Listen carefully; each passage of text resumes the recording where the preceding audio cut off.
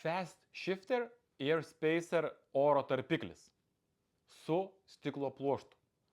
Ką tai reiškia? Jeigu norim, kad plastikas būtų ilgaamžis ir tarnautų ilgai, reikia, kad jame būtų stiklo pluošto priemaišų. Kas čia ir yra padaryta? Dažnai toks tvirtinimas naudojamas tada, kai naudojame brangesnę medžiagą nei vidutinė, pavyzdžiui, egzotinė mediena.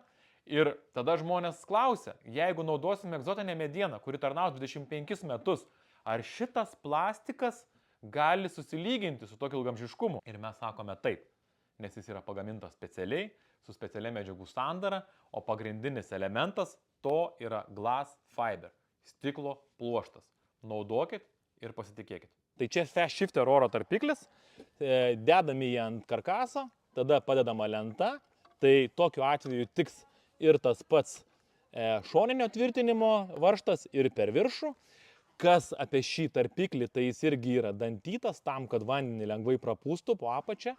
Jis turi tarpui formuoti 6 mm stulpelius ir jie yra kiauri. Kam yra jie kiauri? Kad lenta galėtų pūstis ir trauktis ir pūsdamasi turėtų vietos šiek tiek jį paspausti. Tuo pačiu tai svarbu lentai, kad jį neskiltų, nes apkrova kažkur turi pasidėti. Tai va, Fast Shifter tarpiklis tarp karkaso ir lentos dar vienas patobulinimas terasos montavimui.